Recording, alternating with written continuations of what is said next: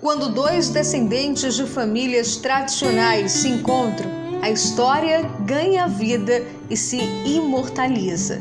Em Histórias do Cacau, o reencontro das famílias Steiger e Kaufmann fica por conta da nova geração. O papo entre o nosso Flavor, Hugo Kaufmann Jr., e o autor do livro Barão de Mato Virgem, André Paiva de Figueiredo, resgatam os fatos que fizeram estas duas famílias escreverem o mesmo capítulo da história da nossa região. Eu sou o Hugo Kaufmann, hoje a gente está aqui com o André Paiva de Figueiredo, né? Escritor, né? Um descendente da família Steiger, né? Que andou aqui os antepassados dele andaram aqui pela região, né? E tem um relato fantástico aqui nesse livro que ele escreve, né? Uma coleção de cartas, né? Do von Steiger, que era um aristocrata, né? Que andava pela Suíça, andava pela Europa, tinha uma importância no Principado da Áustria, e ele vai falar um pouco do livro dele, né?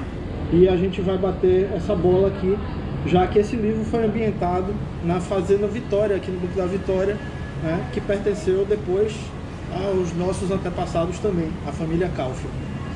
E aí, André, tudo beleza? Tudo beleza, um prazer imenso estar aqui. Uma emoção muito grande, para ser sincero, que eu não conhecia Ilhéus, e só de estar aqui, sentir esse vento de vocês, ver esses coqueiros, que eu acho maravilhoso, já é por si só uma emoção imensa. E a cidade, o povo baiano também, incomparável. É um reencontro, isso daqui na realidade é um reencontro, né? De famílias que foram próximas durante muito tempo, há 2 séculos atrás, por conta de um pedaço de terra que une essas duas famílias. Exato. Né? Exato. E numa época, né, de importância à expansão, né, econômica aqui na nossa região, e a gente vai falar um pouco disso de uma forma menos inusitada do que a gente está acostumado a ouvir, de uma forma mais técnica, né? Com relatos escritos à mão pela própria pessoa que esteve aqui nessa época, né? E o André vai relatar um pouco pra gente isso daí. Em que época se passa, André? Segunda metade do século XIX, o período imperial, o segundo reinado, como se diz, o segundo reinado. A grande diferença, é importante ressaltar que os Kaufmann e os Steiger são suíços. São duas famílias suíças, né? E que viveram na região da Fazenda Vitória, viveram na Fazenda Vitória. E o mais importante, talvez, ressaltar é que os Steiger trabalharam com mão de obra escrava e os Kaufmann com mão de obra assalariada. Então essa é a grande diferença. Né? E os Steiger estiveram durante meio século, os Kaufmann já estão há pelo menos um século, por enquanto. A minha curiosidade é saber de que forma isso daí foi documentado, né? De que forma isso daí foi levantado por você para fazer esse estudo, né? Esse documentário, na realidade, né? Eu sei que isso daí tá recheado com a história do próprio von Steiger, né? Com a biografia dele. Sim. Então, de que forma aconteceu isso? De que forma foi documentado? Essas cartas eram coletadas como tradição de família, e ficavam guardadas num arquivo? Como é que isso se deu? Vamos pegar do começo. A pergunta é excelente. Vamos começar pela minha família. A minha avó, minha bisavó, guardava documentos dentro de casa, principalmente do engenheiro Querubino Steiger, filho do barão. E entre esses documentos havia um passaporte, e nesses passaportes haviam dados muito importantes, data de nascimento, data de ou cidade de onde veio, que foram fundamentais para que eu pudesse localizar na biblioteca da burguesia de Berna, que foi recomendado por pessoas com quem eu conversava na Suíça, já que no passaporte constava que ele era de Berna. Então, esses são documentos que me ajudaram muito a localizar da biblioteca da burguesia de Berna a própria ficha dele nos registros dos cidadãos de Berna no século XIX. A partir de então ficou muito mais fácil. E o que me facilitou também foi a própria história. O que acontece foi o seguinte: o Albert von Steiger, o irmão do barão Fernando Steiger, ele tinha uma preocupação, pelo que eu pude ler sobre os documentos que ele tinha lá, sim, em manter os registros aristocráticos de sua família e seu sangue. Então, para isso, ele redigiu biografias de si mesmo, de antepassados, de irmãos. Fantástico isso. Exatamente. E coletou documentos pessoais, como cartas, diplomas, títulos, de todas essas pessoas e reuniu num arquivo. E esse arquivo ficou aos cuidados da família von Steiger de Berna até mais ou menos 2010, quando foi doado à biblioteca da burguesia de Berna. Se eu tivesse ido antes desse período, eu não teria tido acesso. Maravilha, maravilha, André. E a biografia, a própria biografia dele entra no livro, na realidade, para dar esse recheio e tornar o livro interessante. Né? A biografia é feita pelo irmão, pelo Albert Steiger.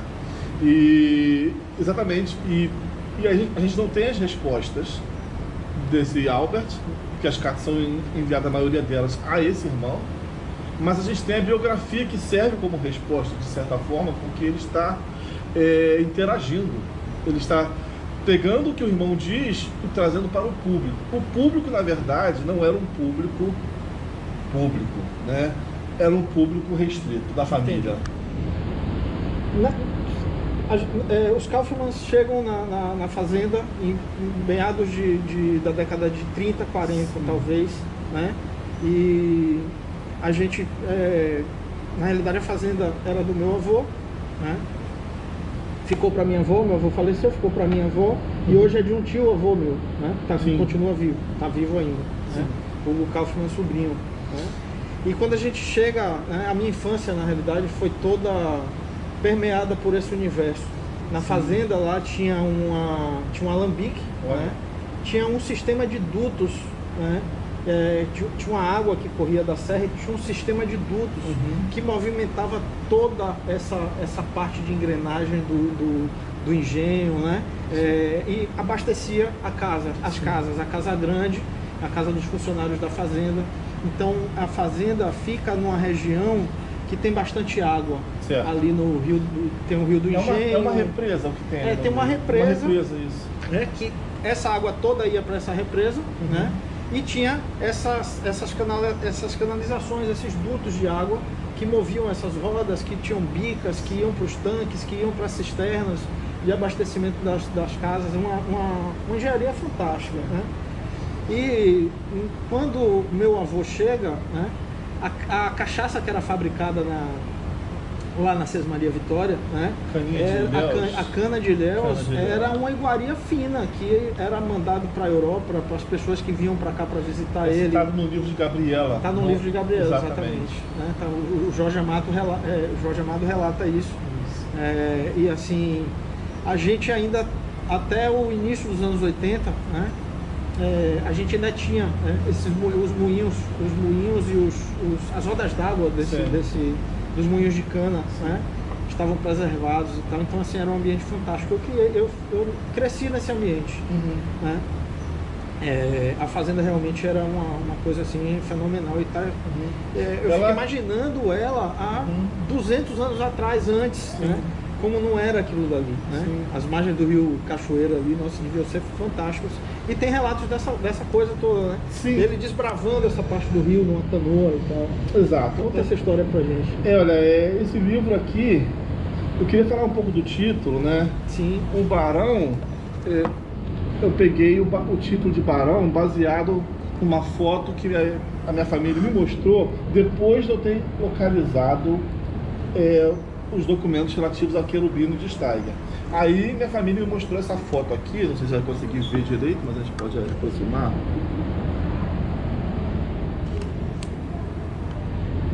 Pode ser? Então, e aqui consta, aqui jazem os restos mortais do barão Fernando de Steiger. nascido em 15 de julho de 1825, falecido em 13 de maio de 87, um ano antes da abolição da escravatura, ele faleceu. Pode-se dizer que o senhor Fernando de Steiger, esse suíço, foi um dos últimos senhores de escravos da cristandade. Porque é exatamente um ano antes da abolição da escravatura. Exatamente. Então, no título de barão, eu acrescentei Mato Virgem como uma referência ao livro Mato Virgem, que relata a viagem do arquiduque Maximiliano de Habsburgo à Fazenda Vitória. E nas cartas, numa das cartas, o Steiger diz que esse arquiduque pretendia dar o título a esse livro de Vitória como a Fazenda Vitória. Mas na verdade ele deu o título de Mato Virgem. Então eu achei que seria mais apropriado colocar como o arquiduque nomeou, o barão de Mato Virgem. E aqui você pode ver a caligrafia das cartas do Steiger, que estão lá na biblioteca. Eu queria saber se na sua infância a fazenda tinha plantações de cacau, tinha pessoas plantando cacau, estava ativa ainda toda Sim, esse movimento. Era uma fazenda produtiva, né? Na década de 80 se plantou um cacau, né? Indicação da CEPLAC, um cacau híbrido, né? A gente vai falar um pouquinho de cacau mais na frente. Certo. A fazenda tinha pastos, né? Que era no Banco da Vitória, o vilarejo que fica próximo, tinha um matadouro, tinha um abatedouro de gado, né?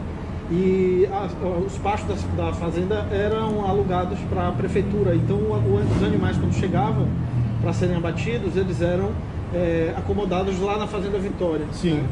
Então tinha essa parte, né? Tinha uma parte estrutural que era para receber esse gado, né? Tinha uma parte que era cacau, uma parte muito pequena, mas era uma fazenda como se fosse um cottage, né? Sim. Pra gente poder passar os finais de ano, né? Às vezes eu passava lá, meu pai e minha mãe passávamos 7 meses, 8 meses, né? Porque ficava muito próximo da cidade e eu, estudando na época, conseguia estar na fazenda e ir para a cidade, voltava, né?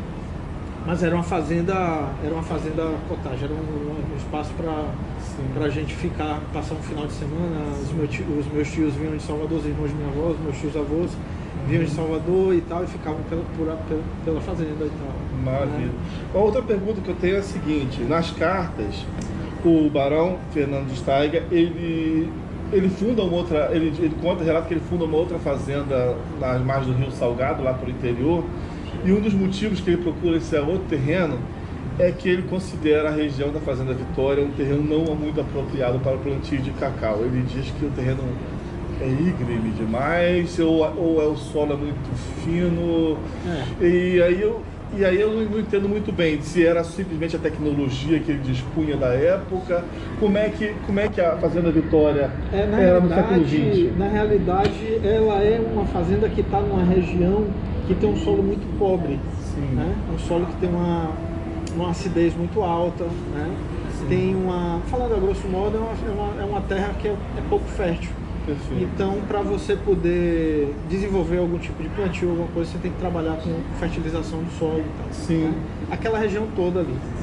A cana vai muito bem lá, porque a gente tem uma situação de latossolo. Sim. Né? Então, aquela região ali, tradicionalmente, era uma região de plantio de cana.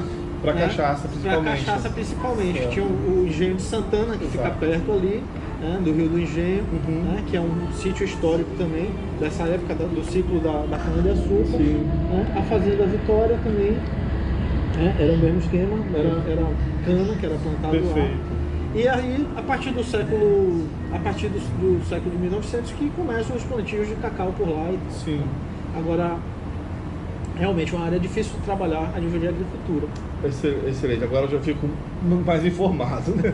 E a outra coisa também que eu queria perguntar é o seguinte: no século XIX o Steiger já relatava que ele comprava cacau da região dos pequenos agrônomos e tornava um pouco mais caro nas suas máquinas. Eu queria saber se os Kaufmann também fizeram esse procedimento da Fazenda Vitória. Na Fazenda Vitória não, né? Não.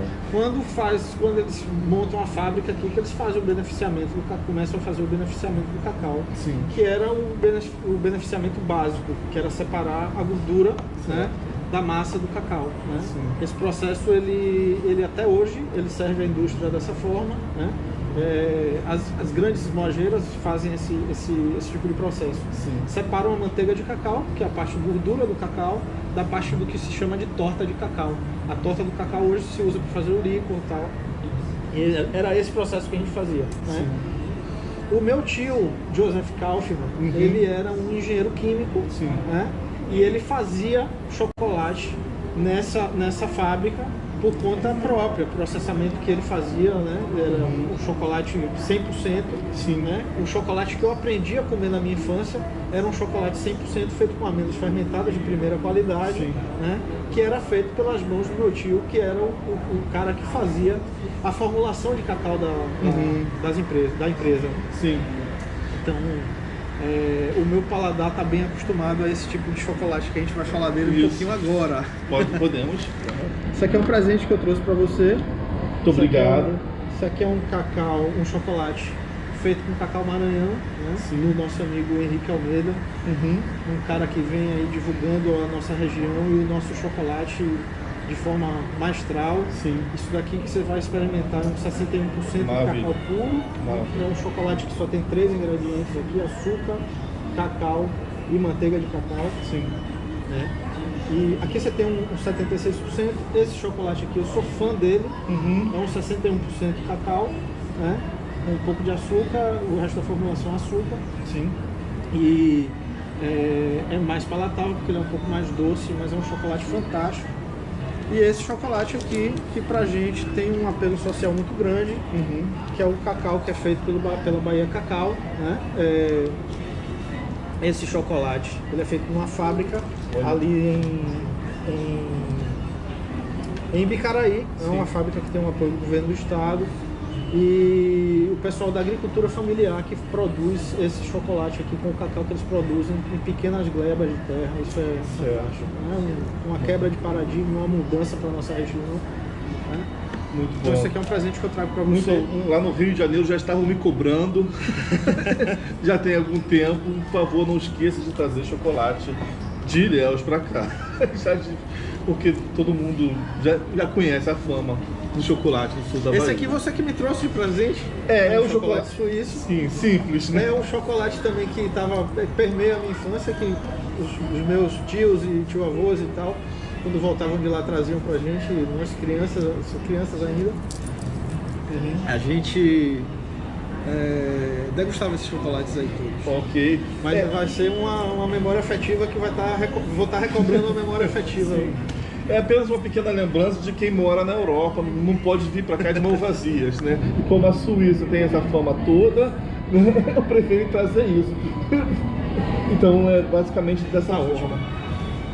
Beleza. Tenho mais uma pergunta para fazer.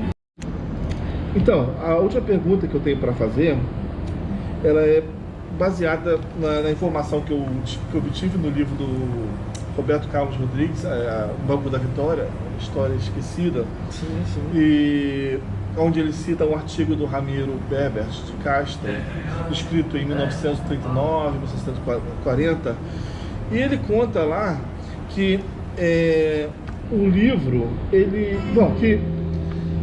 que o barão, após a morte do barão Fernando de Steiger, a fazenda foi herdada pelo filho mais velho, Fernando Steiger Júnior, que casou-se com Marta Steiger, uma prima, e após a morte dele, ela herdou, casou-se com um alemão, Hülsenhoff, ou algo dessa forma, e após a morte dela, o Hülsenhoff vendeu essa fazenda para os Kaufmann, né? Foi mais ou menos a trajetória que se deu.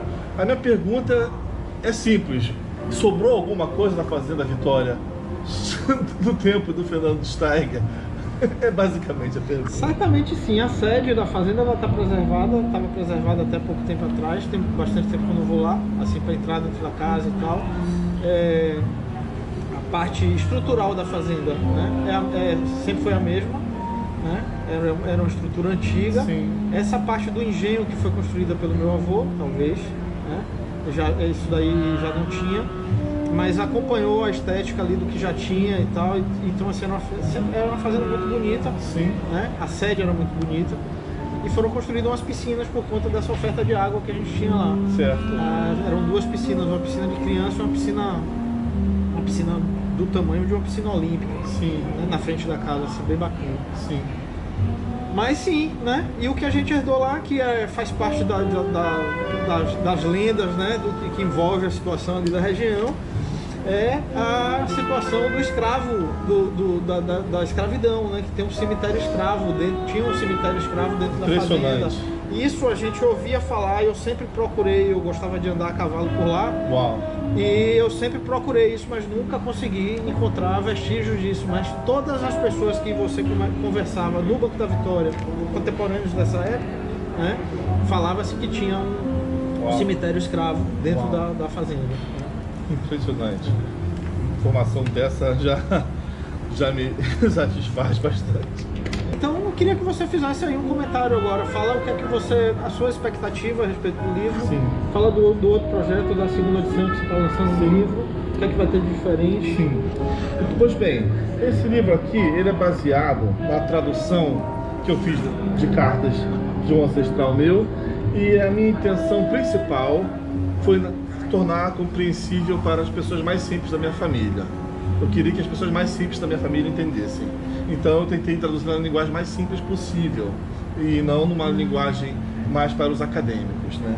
E então o que acontece tem formato de cartas, uma após da outra, está dividido em 4 partes para tornar a leitura mais dinâmica. E nessas 4 partes ela é incrementada com citações do livro Mato Virgem, da UESC.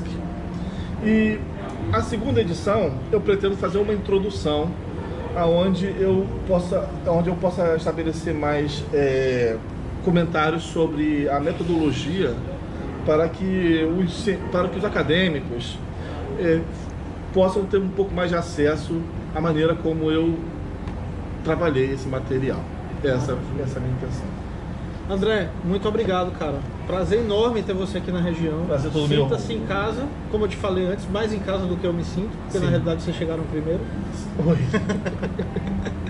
A TV Cacau agradece a oportunidade. Muito obrigado, de a gente poder bater esse papo aqui contigo, cara. Muito tá bom? A gente está à disposição. E obrigado demais pelo livro. Obrigado pela dedicatória. A dedicatória com essa irmandade toda que você mostra aqui, cara. Isso é muito bom. Tá bom? Eu agradeço. Muito obrigado, querido. Pelo chocolate também e pela hospitalidade. Maravilha. Muito obrigado. Obrigado, velho. Obrigado. Valeu.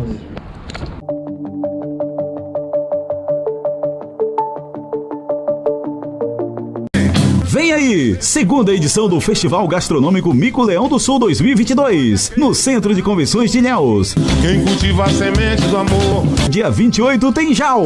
segue em frente, não se apavora. Compre já seu ingresso, camarote R$200, open bar de cerveja. Feira aberta ao público, turismos, negócios e arte. Mais informações, @Festival Mico Leão.